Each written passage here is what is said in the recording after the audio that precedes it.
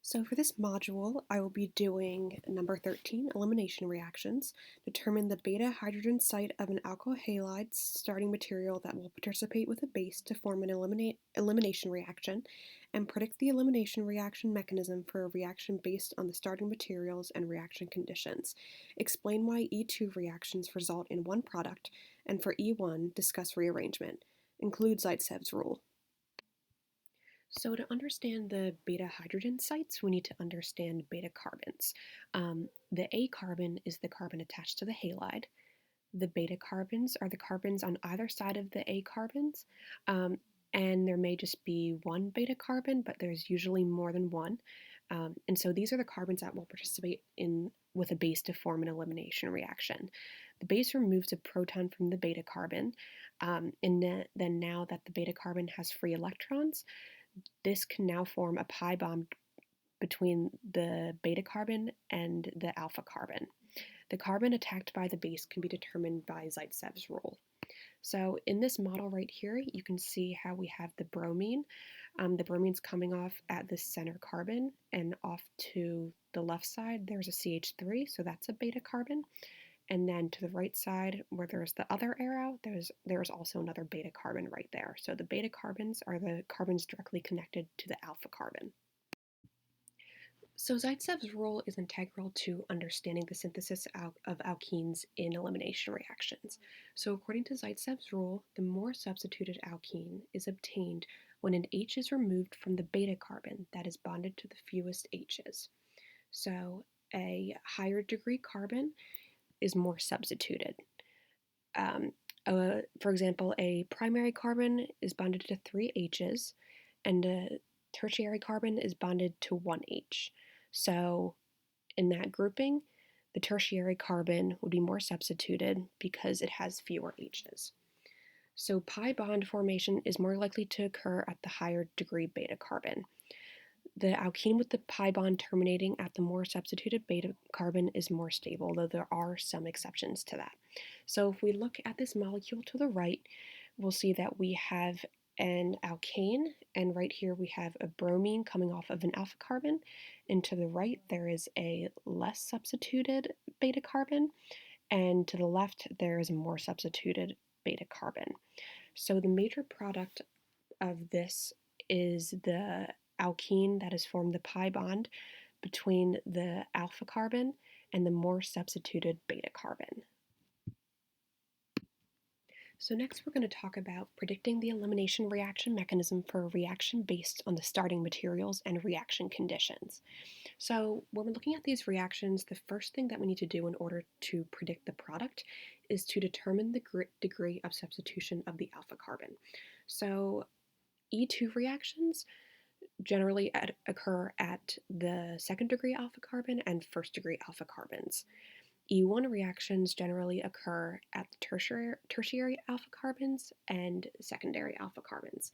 Next, we need to classify the base given to us in the problem. So E2 reactions generally favor a strong base, like alcohols, T-butoxide, LDA, and there are other strong bases listed as well too, but these are just some common ones. E1 reactions favor weak or neutral bases, so that would be water, RCOOH, R groups attached to an alcohol, etc. And one thing we do need to remember here is that in third degree alkyl halides undergoing E1 reactions, the solvolysis occurs. So the solvent will act as a base, and that is unique to third degree alkyl halides. So the third thing we need to do in order to predict the elimination reaction mechanism is to classify the given solvent. So if you're given an aprotic solvent, which is a solvent that does not contain H bonded to N or O, such as acetone, DMSO, or DMF, then you need to keep in mind that it will weaken a strong base. And if you're given a protic solvent, which is a solvent that contains an H bonded to an N or O, such as alcohol, H2O, etc., then this will strengthen a weak base. So that's very important because it can alter the reaction mechanism that we use.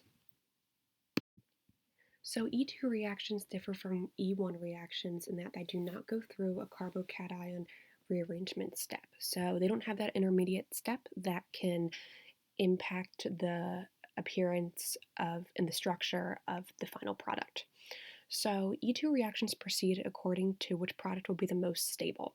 So when there are more than one beta carbons with hydrogens available for removal, the beta hydrogen will be removed from whichever carbon will react to create the most stable alkene.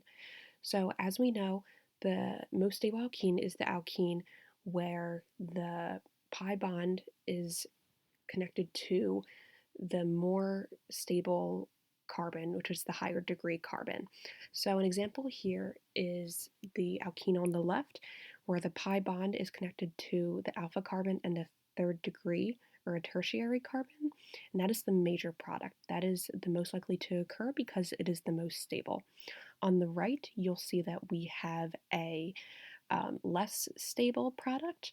There is an alpha carbon and a beta carbon that is second degree, and the pi bond connects those. But since there is a more stable product that could possibly occur, that is our major product. So E1 reactions are unique in that they can undergo carbocation rearrangements.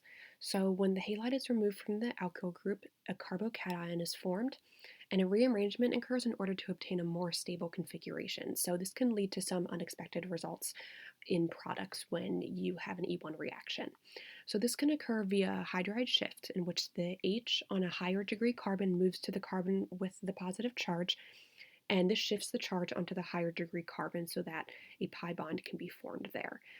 This allows the pi bond to be formed between carbons that have higher degree carbons, such as tertiary carbons, as opposed to a pi bond between a secondary and a primary carbon. Alkyl shifts can occur too, and they occur similarly to how hydride shifts occur.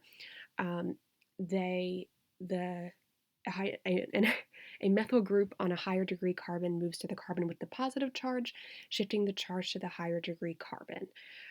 So alkyl shifts don't happen as often, but they will occur if the methyl group is on one of the beta carbons.